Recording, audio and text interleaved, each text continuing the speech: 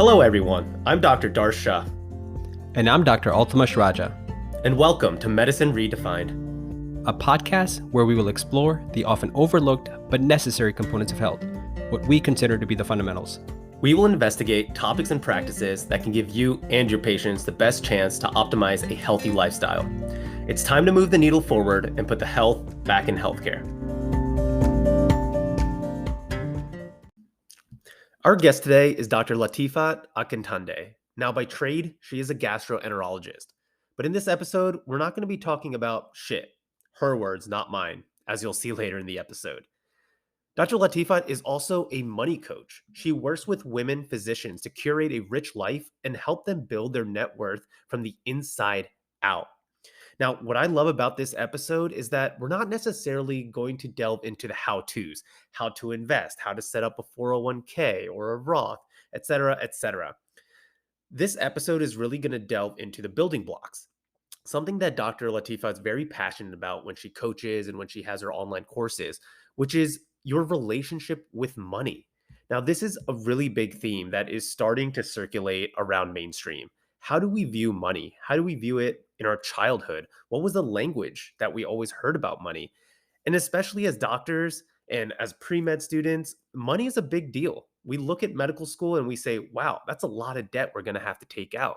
And then once we finish and we become attendings, we have to think about, wow, that's a lot of money to pay off. And a lot of the decisions we make as physicians stems from the root cause of money.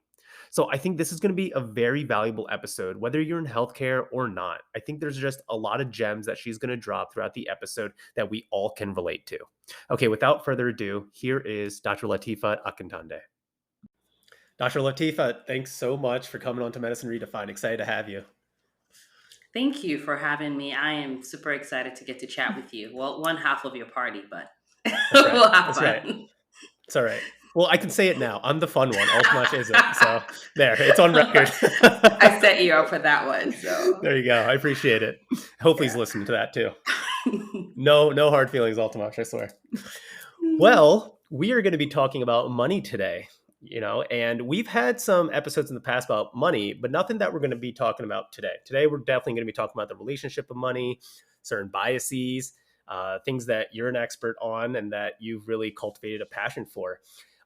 But it's funny, right? I've been learning a lot more about money recently, about the relationship about money. And one of the things I realized is to a lot of people, money is almost like religion. Like some people love to just keep talking about it and want more of it, right? But then some people are like, I don't want anything to do with money. I don't know anything about it, whatever. But I liken it to actually health, right? I've seen so many similarities between money and health in terms of investing, right? Investing in your health, investing in money, getting a greater return on that investment. Also, the education aspect. When you know more about your health, when you know more about money, you can make better decisions. And we know that knowledge is power.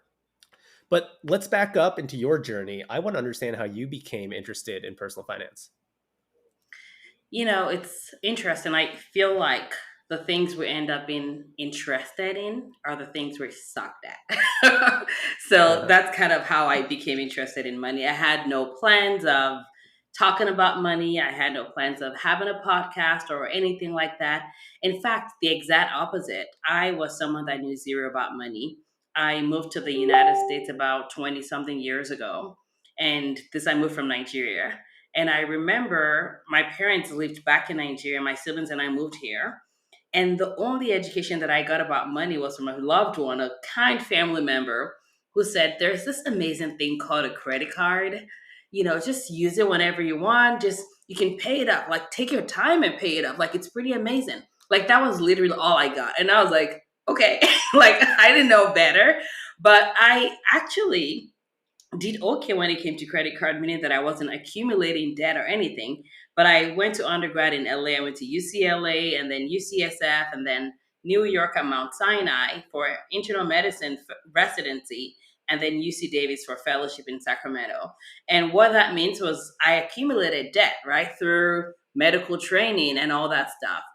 And also for me, because my parents didn't live here, my siblings and I lived together. And as much as student loans get a bad rep and all that stuff, and I do agree there is need to change the laws and make sure that students are not being predated on, But for me, my student loan was how we paid rent and made sure like PG&E was fine. There were five of us that lived together. My youngest one was in high school. So for me, I was like the one that had the source of income. So thank God for student loans, right? But what I wish was complemented with that was I wish there was some education to go with that because I didn't have that. But anyways, I went through residency, and then fellowship. At that point, I had two kids. I had my first kid in residency, my second in fellowship, and my third one as an attendant. And I'm having no more kids, regardless of where I go to work. We're done. Three is good enough, right? But one thing, though, is no one ever taught me anything about money. And it wasn't until the end of my fellowship that I had this aha moment where I was like, okay, I'm going to be an attendant. I'm doing GI with an emphasis in IBD, Crohn's and colitis. And essentially, in order to do that at the capacity that I wanted to do it, it was best in an academic setting or in a large community based hospital system like Kaiser, who is who I ended up going with eventually. But what that also meant for me was that I had a higher risk of burnout. And honestly, I'm so grateful that I had that moment of clarity that wasn't really because I did anything right, but I just saw with my eyes that burnout was happening.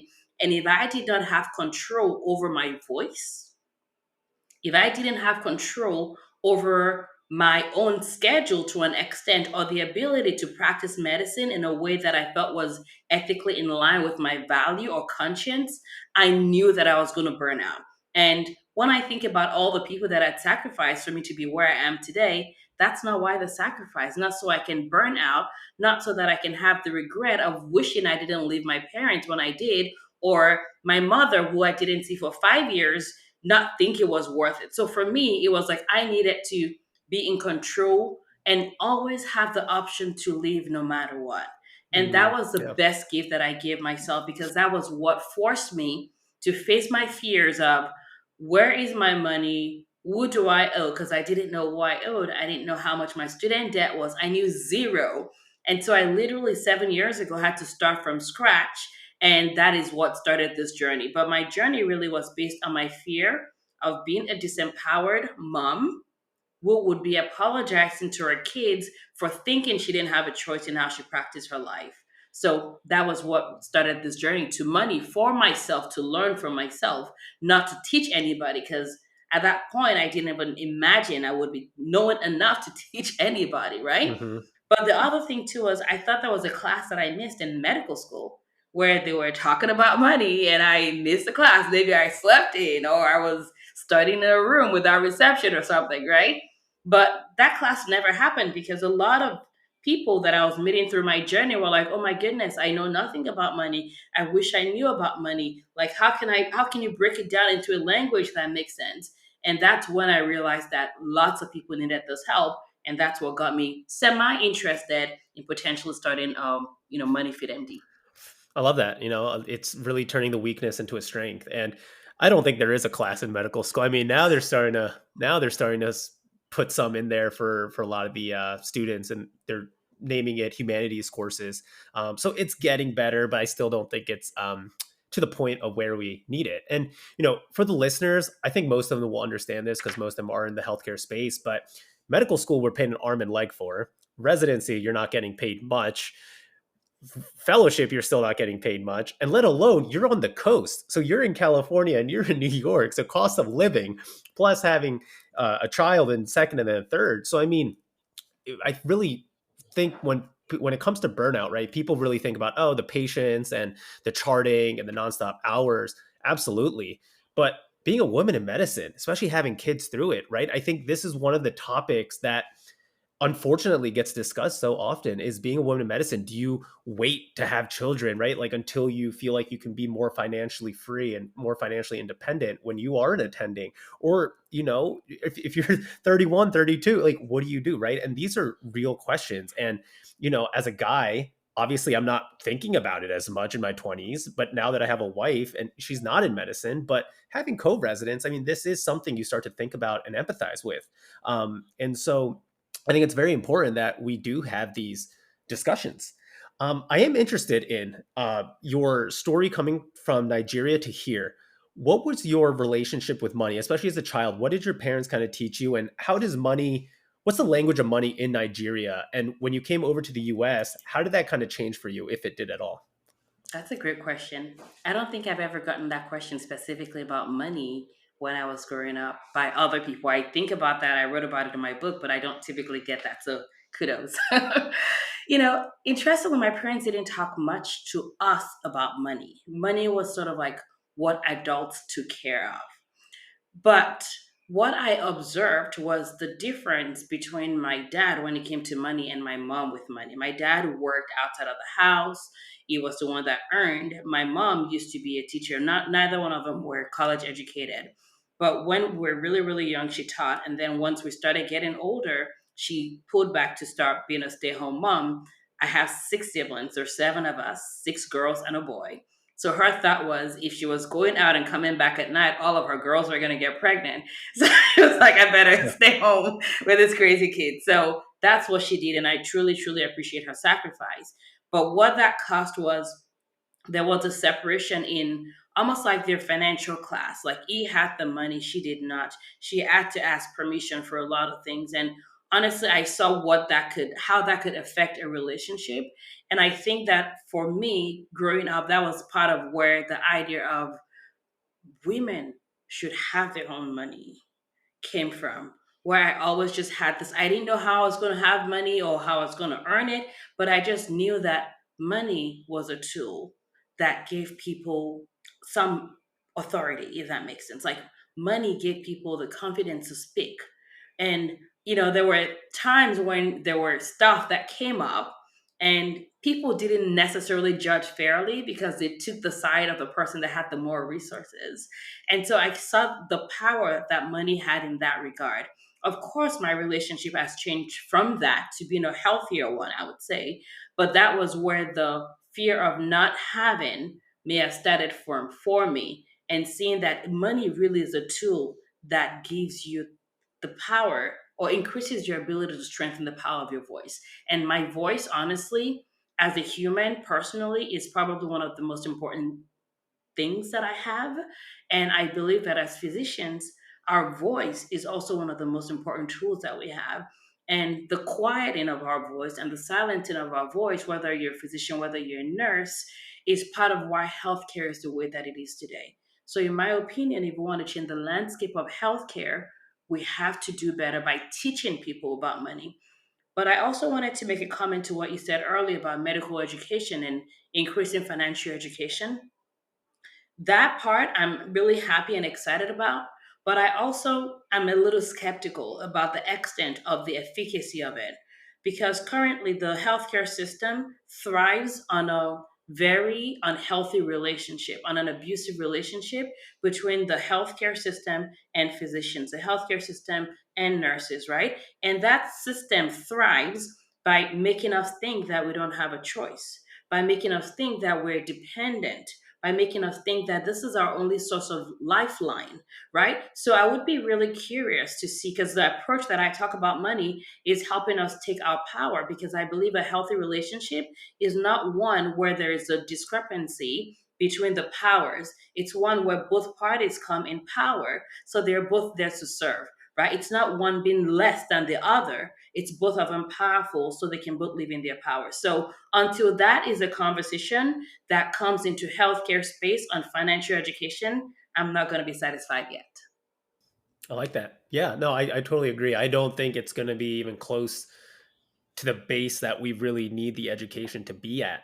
Let alone even when it comes to like learning about insurance and billing. I mean, we're getting very surface level things to where you're still fending for yourself by the time you're in attending and really just learning it on your own. And then again, when it comes to the burnout, there's so many pressures coming at you all at once and you're just thrown into the fire. And I understand in medicine as a resident, you really have to get thrown into the fire to really learn a lot of what you're going to be practicing on the day to day, but I feel like they could definitely do a better job when it comes to the money aspect, especially the administration. So I do want to ask you though, when you did come to the US, was there any change that you noted about the culture here and money? Like, are we super money obsessive here in the US versus, Nigeria or anywhere else in the world? No, we are not. Or my impression was not that we are more money obsessed. one thing that I did notice is, and this is more of eventually, initially, it was the idea that money was possible for more people, right? Because in Nigeria, then, and still now, unfortunately, there's a lot of corruption. So using your brain alone isn't going to get you to the finish line, right? It's about who you know. And there's still some of that here as well. However, it just felt more possible. And people talk about the line of opportunities and all that. It's just more possible. And so that was my observation that, okay, suddenly it felt like if I went through this pathway, if I follow the steps, it is more clear what my outcome could potentially be. Whereas back there, it wasn't as clear. That was the difference. What I have found now with my knowledge and maturity in the system is the way that the system is built is meant to make people fall into what I call almost like the rat race, right? It's sort of like where you pay this every month and that's how the system runs. And there's no incentivization to help you really be independent of yourself, right? You're meant to fit into the system. So that's the part that I'm observing and helping physicians educate us to get more out of, where people are not just talking about us putting our money towards liabilities, but instead learning how to build assets for ourselves, for our lives, and for our future. Yeah, totally agree. I like that. Well, let's transition now over to the current state of money, right? And when I say that, I mean where we are as a society, but especially as physicians and in healthcare, right? I mean, we're obviously in a debt crisis, not physicians alone, but the almost a bunch of the entire US population, whether it comes to credit card debt, whether it comes to mortgages, quote unquote, reckless spending, and not having that education, right? So, what is your take on the debt crisis, at least as a whole? And then more specifically, what can physicians be doing? And how can they not be so afraid, at least, of debt? And, whether it's about starting a practice or whether it's about going into medical school. Yeah, great question. So when I'm laughing a little bit because my impression about debt is a little bit different on a micros level from how maybe a lot of financial educators talk about debt. I don't think debt is necessarily bad. I do think that what we've done as a culture is we're over leveraged debt. And that's what we're doing as a country.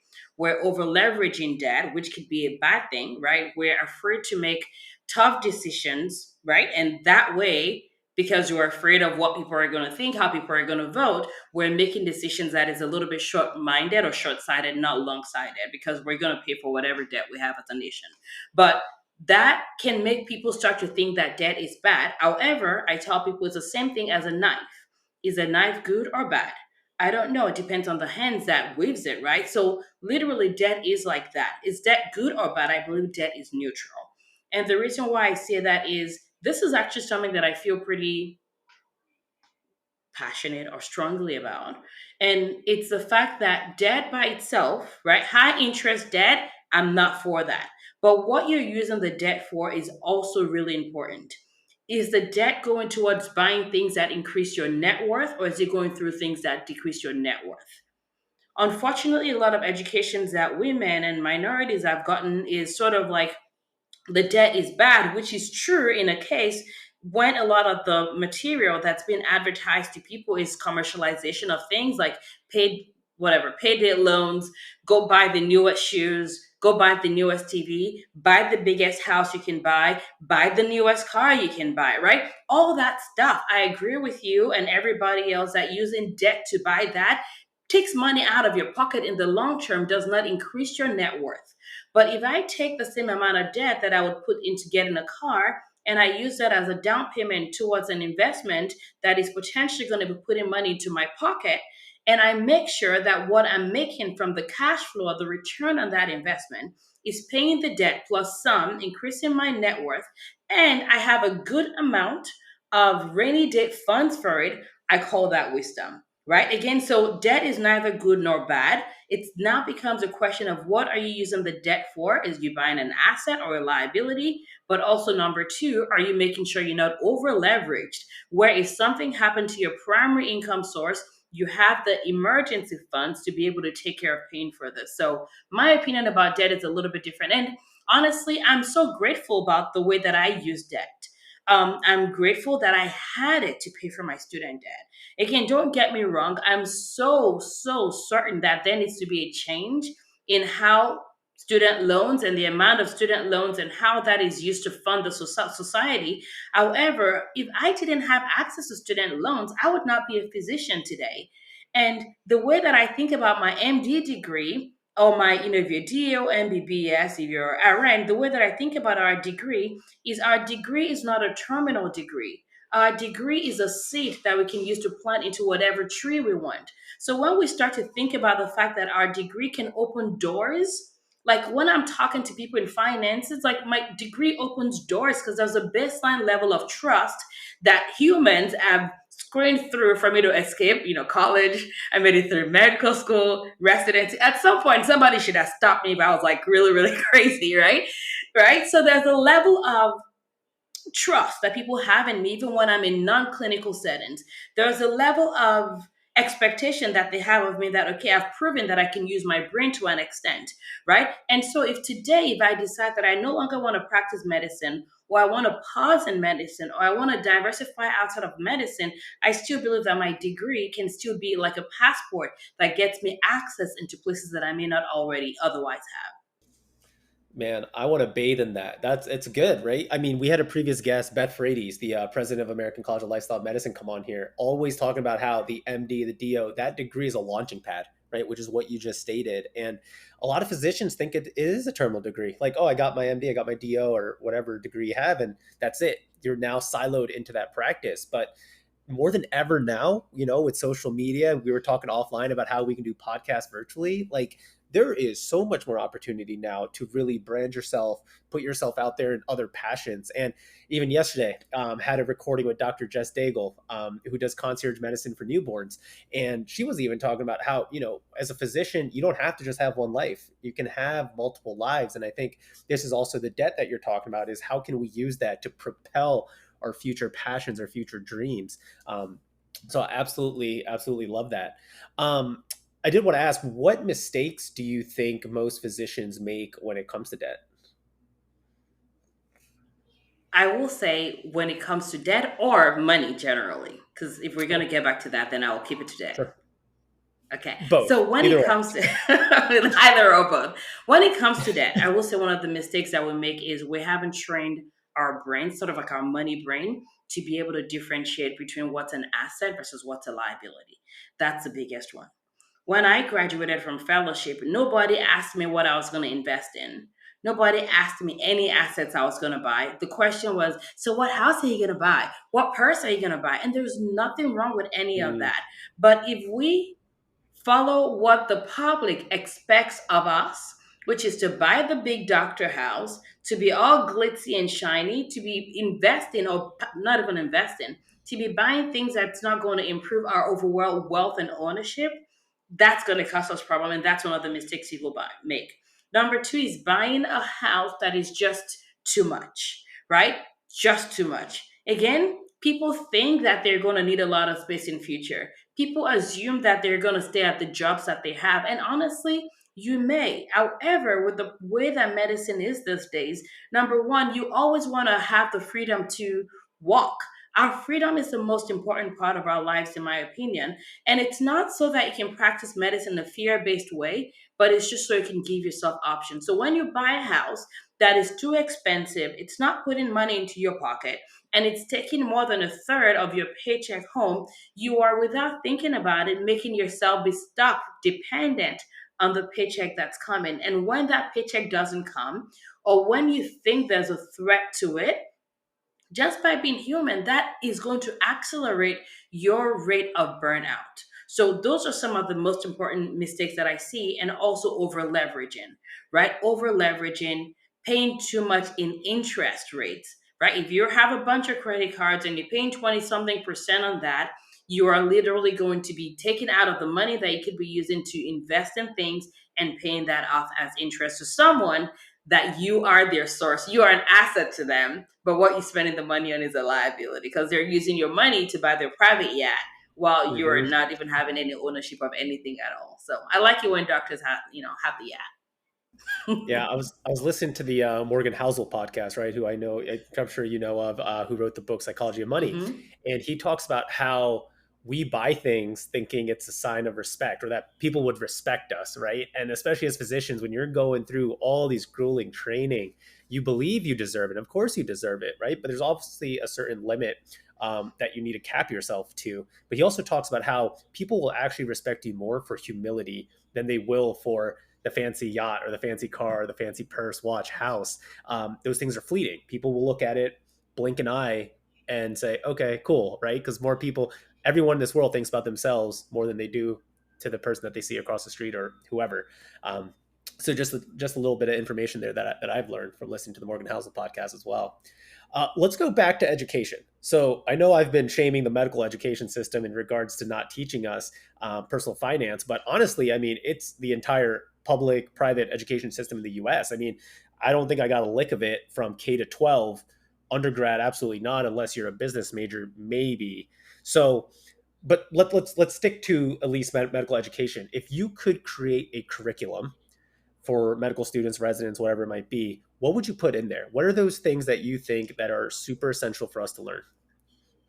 I would give them my course.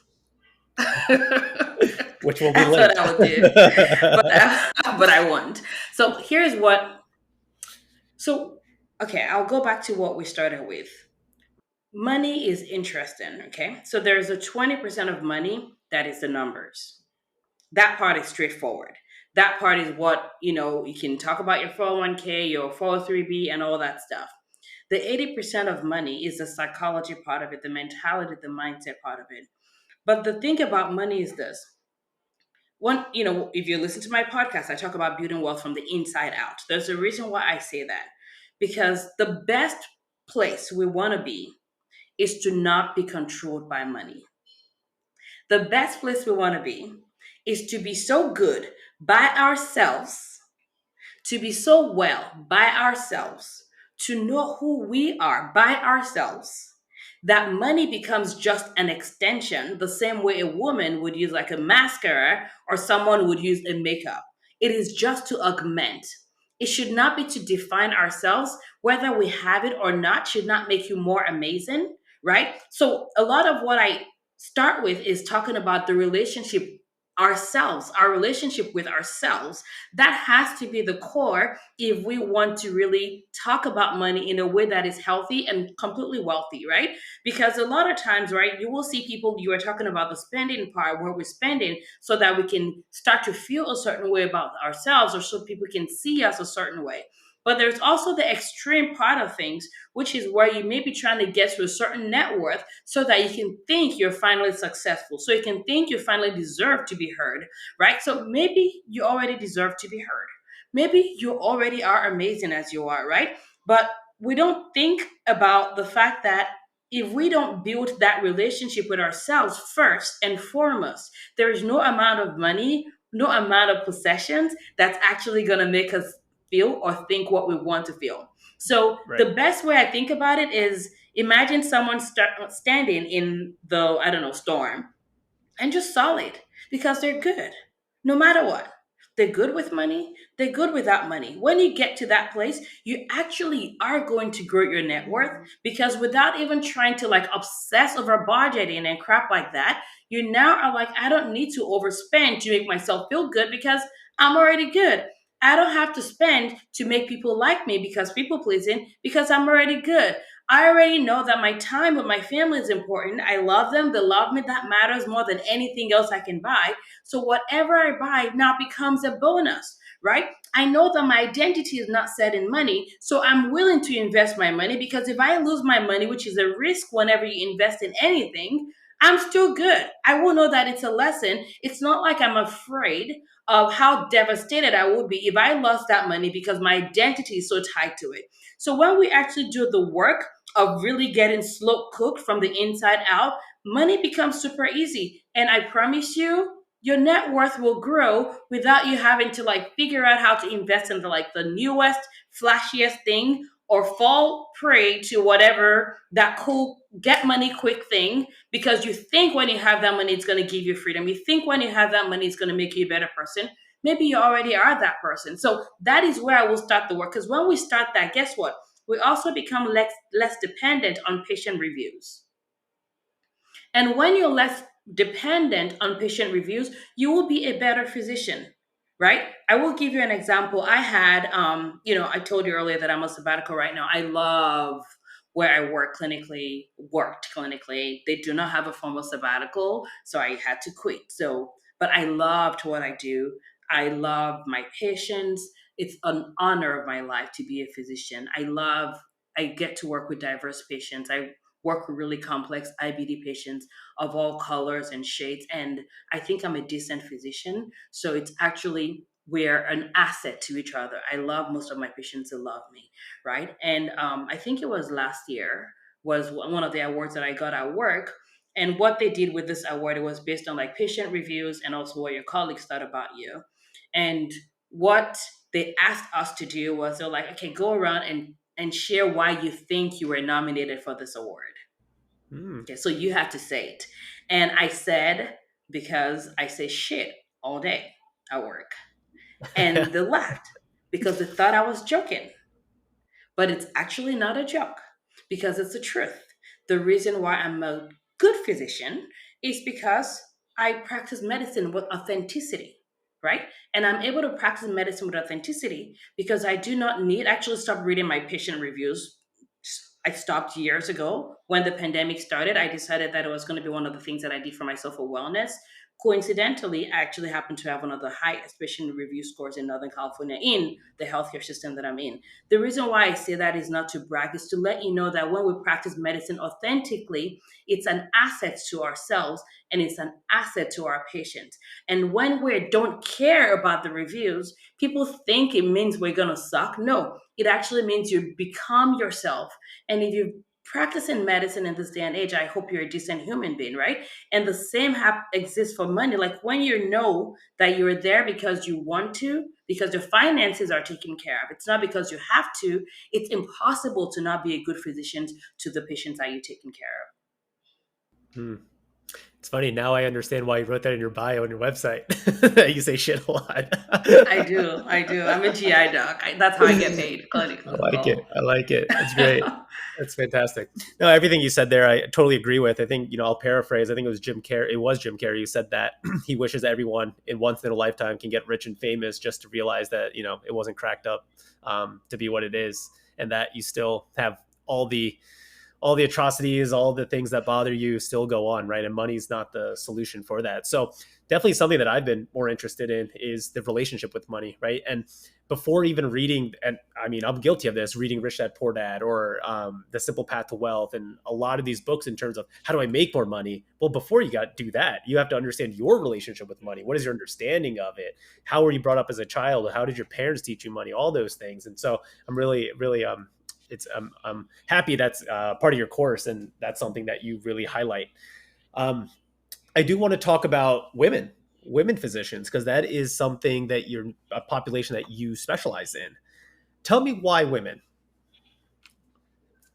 Because I like us. Fair.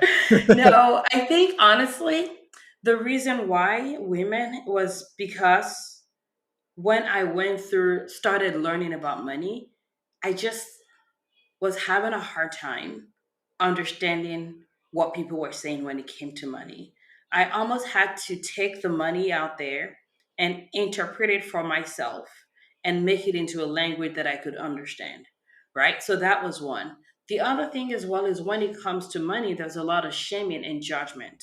We Mhm. already judge ourselves and shame ourselves. And there are times when you're in certain spaces when you say you don't know something, instead of people coming to help you, it's more of like, how don't you know this? Why don't you know this? Right? And I think the other thing as well that I'm understanding more is the way that men and women, and this is generalizing, of course, there are people Mhm. that span both For areas sure. too. The way that we think about money, the way we think when it comes to investment, our philosophy is a little bit different.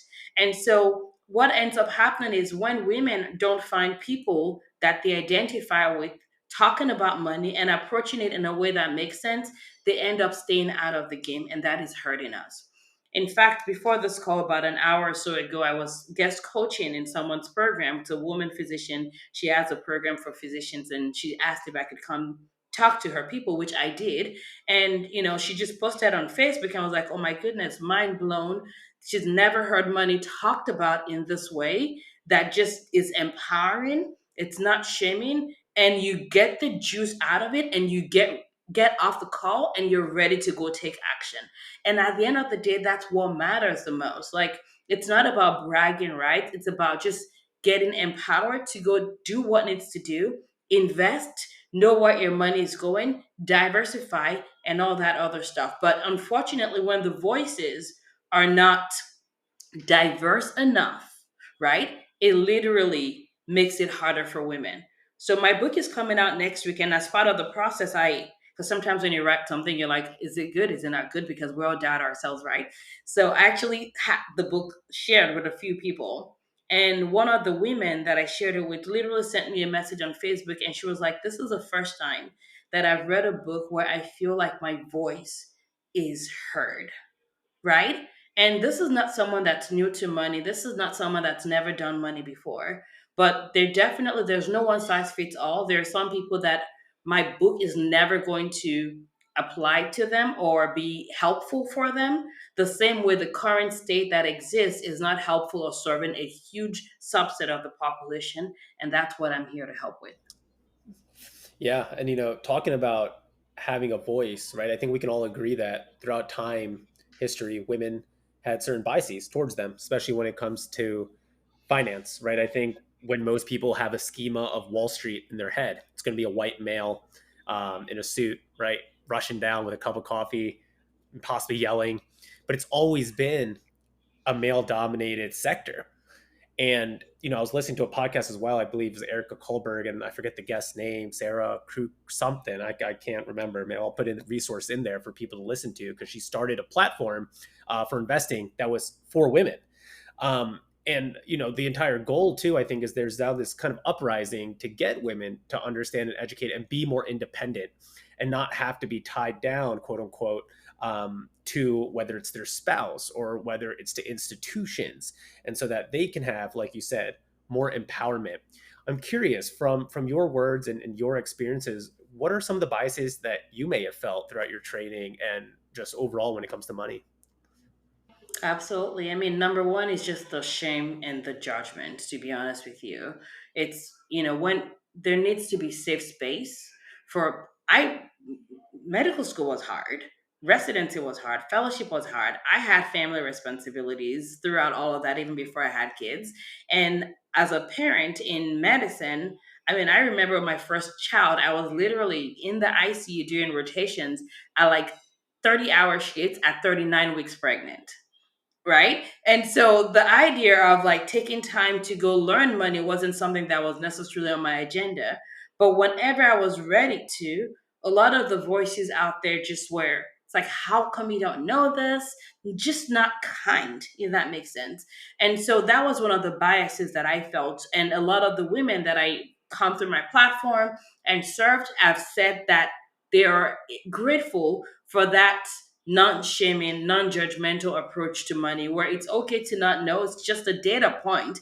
If you don't know, great, then we just get to fill that up, because obviously you're a physician, you've mastered, you've gone from knowing nothing about a topic to becoming excellent at it. So Yeah. you're evidence that you have the brain. So now it just, the only reason why you don't know is because we haven't presented it to you in a way that makes sense. So just the Mhm. judgment and the shaming, definitely that was one. The other thing as well that I noticed was a lot of the financial education that existed and targeted women talked a lot about spending but not about investing. So it's like how to create a budget, how to cut things out, and it's like, you know what, at some point we got to stop like hitting the bottom line and start eating the top line, right? Like, let's Yeah, just talk yeah, about how to make the freaking money. Yes, let's be prudent with how we spend, but it's both, not either or. So there was definitely discrepancies in the targeting of the messaging. And you may be familiar with the data. There is data that shows that women in general are less likely to invest. However, when we do invest, we actually do better, right? And part of the reason why is we don't tinker as much with stuff. right, We know what we right. do, we trust our gut, we do what we need to do, right? So that was it. The other thing that I also was, and there is data for this as well, is unfortunately, even in medicine, women in general tend to be paid less than men. And I know that whenever we talk about this, people can get defensive and say, well, but it hasn't happened to me. But people don't. You don't even know if it's happening when you don't know Right. what your colleagues are earning, right? And I've literally had physicians tell me that there was a physician who was a GI doctor who was, worked in a practice and all that stuff, had a younger GI physician, like started a year or so after, and they were having conversations about money. And that's when she found out she was getting paid, I want to say like $80,000 or so less per year, Wow. per year, right? And the only reason why they found out was because they were talking. And so what they ended up doing was the guy said, "Oh, this is ridiculous." Like they will literally walk to HR, and HR said the reason why you got paid less was because you did not ask. That's why Wow. she like, I mean, let's just sit down and think about the math for a second. Let's even assume it's like $50,000, but it was around 70, somewhere between 70 and 90. I want to say $80,000. I don't remember specifically. But all you do is deposit that and only invest that and nothing else, you would be set, right? 100%. Yeah. Right? You would be set. Another example, two physicians work in the same hospital system. They actually are married, a man and a woman. They work in the same department. Same department. They commute to work together. Take the same amount of call. They're both W-2s, right? And she said one day she was just looking at her paycheck and she was like, wait a minute, husband, what the hell? What you doing that I'm not doing? Yeah. He was getting paid more than she was. Same department, W-2 at a healthcare system that sort of like says that they pay everybody the same. And they were told, oh, that was a mistake. I mean, people would say things like, yeah, maybe their withholding was different. No, they were told it was a mistake. This is a married couple that was doing their finances together. So those are just two examples, but there definitely is data that shows that over the span, an average of about $2 million less over the span of a professional career. So So let me ask. So when somebody gets paid less in medicine, even if they're in the same department, is it like per RVU they're getting paid less then? So even though it's kind of a standardized system, it's still quote unquote rigged. Would that be fair to They say? were they were not. This was not even an RVU based system. This is like Okay, this is just straight out employed physician. You get paid this amount, done type system, right? wow. Okay. So Okay. yeah, so this was not even like RVU based.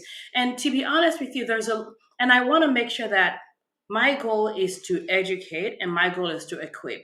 And I am the last person that will sit down in a victim seat in a car. I'm not about that life, right? I love for us to have the power so that we can improve. And part of this is to educate so that we can, one, ask, we can negotiate better, so that our male colleagues can also advocate for us because, Yeah. right? And we should advocate for each other. There are places that we should advocate for you guys as well, right? But also just empowering ourselves and knowing that, number one, it's okay to ask, right? But there's other things, there's other data showing things like primary care doctors that are women get more messages than primary care doctors that are not women, right? And we know that Mhm. those are not things that are compensated for. So there's just all those things. And the key is not to shame.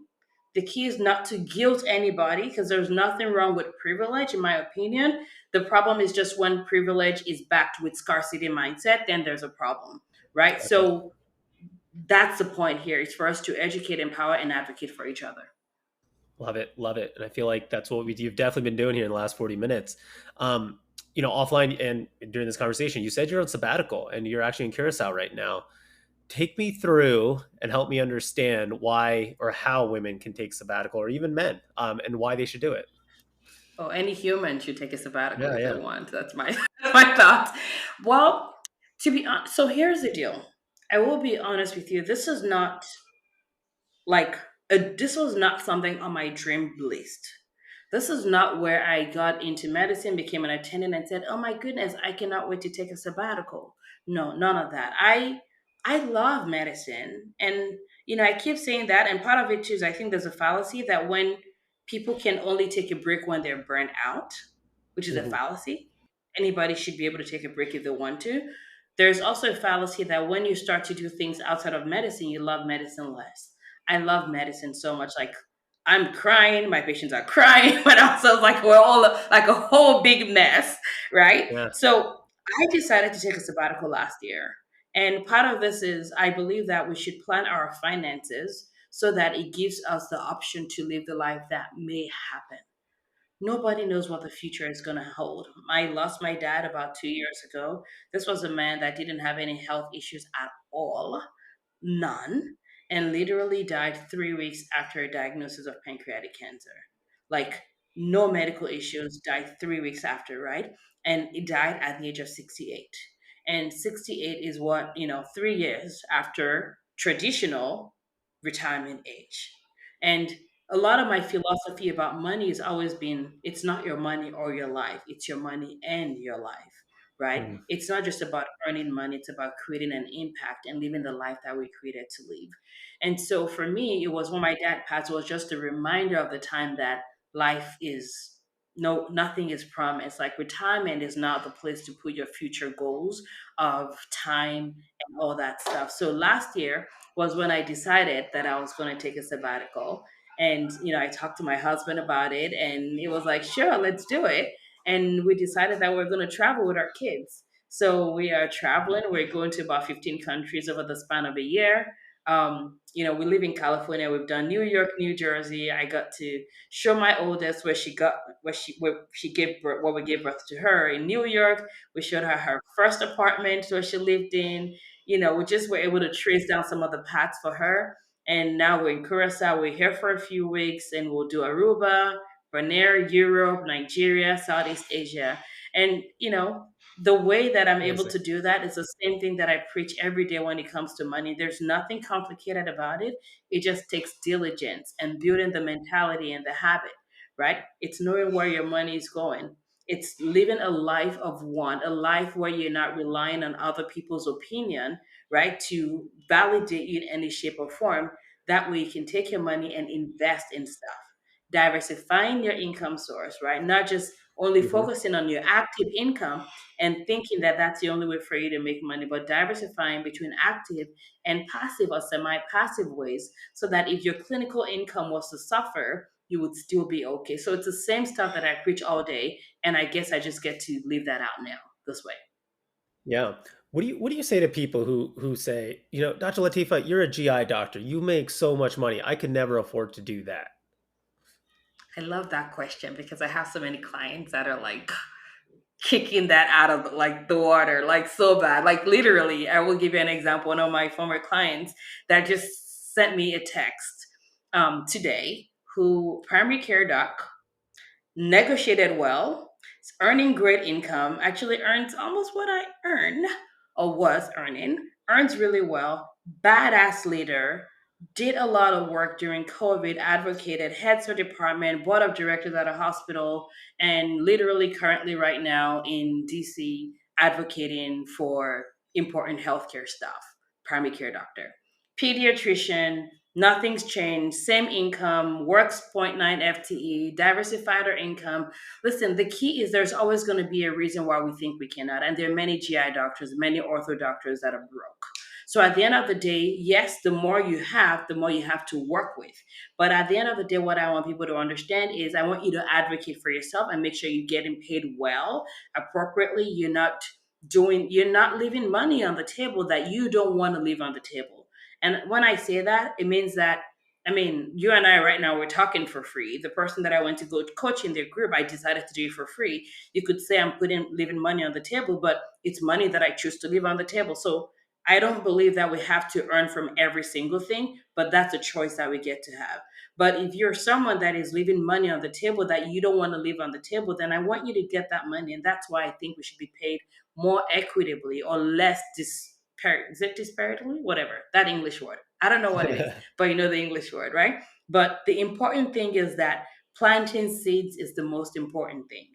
Plant the seeds. Let us start to see our clinical income, right, as a seed that we plant into different soil that can germinate for us.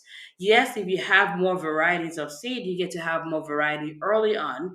But these are timeless principles when it comes to money that I believe that if we stop focusing on what we don't have only and focus on what we have and how we're using that, I have primary care doctors, pediatrician, of course, GI surgeons. Like, there's literally no I've literally taught people that are state workers, that are friends, how to do this, and they're figuring out how to do it, right? So it's not just a matter of what discipline you are in, it's a question of what life do you want for yourself in the short term, medium term, long term, and are you willing to do what it takes? Of course, it's legal in order to create the future that you want. Yeah. Love it. A lot of seeds us physicians have that we can start planting, start growing, start investing. But it starts with that growth mindset, and a lot of gems that you have definitely dropped during this conversation. But it doesn't stop there. Tell us about the book that's coming out. I am so excited about the book. And the reason why I'm excited about the book, and I will be honest with you guys, is writing a book is not, and again, this is not something that I ever had on my plan. I thought I was a bad writer. I have so many memories of being in the bathroom in college, literally 3 weeks after I moved to the US, crying over writing papers. So I still had all that thought about myself and how bad I was as a writer. So me writing this book is literally like knocking out my own limiting beliefs out of, like, just once and for all. But I'm super excited about this book. It's coming out May 2nd, 2023, which also happens to be my birthday, which is Oh, look at ridiculously that. crazy. Not planned, but I'll take what I can get. But it's called Done with Broke, a woman physician's guide to more money and less hustle. And what I wrote in those book are, if I think about myself, 7 years ago, 5 years ago, even 3 years ago, what timeless principles would I want to share with myself on how to be the CEO of my personal finance? And that is what I distill down into the book. So, it covers things like talking about our money story, where it's come from. We talk about relationship with money. We talk about how to stop thinking saving. You're not going to save your way to wealth. That's not how you do it. You invest. That's Mhm. how you do it. So we talk about those paradigm shifts. We talk about how to build your team and things like that. So I'm excited about the book. I'm excited about the humans it's going to serve. And yes, it's written directed towards women physicians, but it's funny because one of my most, I don't know how to describe it. One of my listeners who messages me the most to tell me about my episode is actually a male physician. Right? This is I an love it. amazing human that I really appreciate because we need people on all sides. It's not like this is not a pro woman, anti men talk. This is a pro human conversation when it comes to money. But I have to say, like, even the audiobook for this book, we sent the book to the audiobook coach that was going to be working with me during the recording of the book. And she emailed back and said, "Oh my goodness, she read the book within 2 days." And she's like, "I read the book with my husband." She's not a physician. And she said, "We've done half of the worksheets that you recommended." Right? Wow. I've had my assistant read it because I'm like, I have friends and humans that I love that are not physicians. All my examples are women physicians. Will this apply to them? And one of my assistants said she read the whole book and she was going to read it the second time with her husband. So, I'm glad that it's helped them. I'm glad that they identify with it. But the point is, regardless of who you are, as long as you know there's room for growth, check it out. I hope it helps you. I think it will help you. And if it does, then I hope you leave us a review. But it's going to be released next week. And I'm Awesome. excited about it. Yeah. And is this going to be on Amazon? So you can just buy it off there? Yes, it is going to be on Amazon. You can check it out, Done with Broke. But you can also check out my website, which is moneyfitmd.com. And there'll be a link at the very top so you can get the book. And once you get the book, you'll be able to get the free workbook that goes with it as well. Perfect. And we'll put both links for your website and the Amazon website in our show notes so people can check your book out. Speak about Money Fit. I mean, I got a workout in before this, so I felt fit, but now I definitely feel money fit after talking to you. I just love all the concepts that you've brought up, talking about relationship, especially. I definitely do think that is a huge point that people need to understand, is really understanding your personal relationship with money. But tell me a little bit more about your website, your podcast, other resources that you have. Absolutely. So I have a podcast called The Money Fit MD, which is where I talk about all things money and mindset. And again, I don't believe in money as an outside in work. I believe in it as an inside. at work. And so that's what I talk about on my podcast. I have my website, which is moneyfitmd.com, which has the information on how you can find our book. You can find a way to contact me. And I have a money community, which is a paid membership for women physicians only. I love you guys. Feel free to message me if I can help you in any way, but this community is only for women physicians. And this is the information on that as well is on the website. But on a more serious note, there's a lot of stuff in this world that can be better. And I'm not confused or foolish to think that we're going to solve every problem. But in order to make this world into a place that we are happy and proud to leave our kids in, it's going to take all hands on deck. And in my opinion, money is a tool for good, money is a tool for impact, money is a tool for change. So I don't care what your gender is. If you're a decent human being and you do believe in making our world a better place, then I think it would be wrong for us to not make sure that we equip you with the finances. So if there's any way I can support you, please reach out. Again, I don't care if you're a dude or not. We're here to help. We have to lift everybody up so we can all be well. Love it. Absolutely love it. Well, Dr. Latifat, I just want to say thank you so much.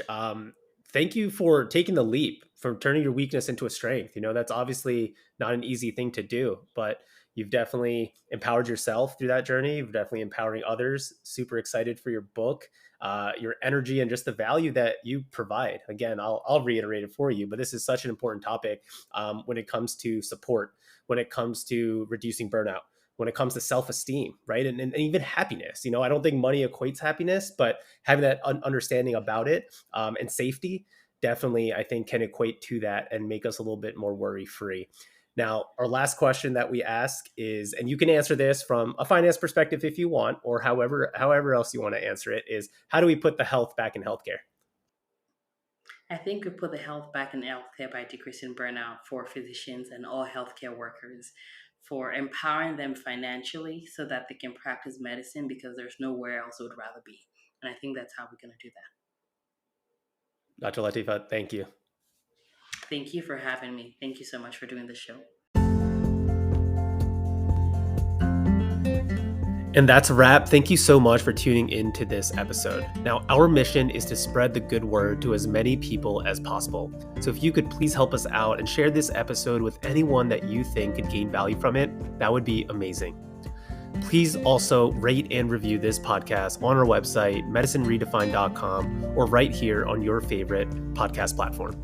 And as a reminder, everything in this podcast is for educational purposes only. It does not constitute the practice of medicine, and we are not providing medical advice. No physician-patient relationship is formed, and anything discussed in this podcast does not represent the views of our employers. We recommend that you seek the guidance of your personal physician regarding any specific health-related issues. And last but not least, I want to thank our team, Haritha Yepori and Ethan Ju, for the production of this podcast. Have a great week.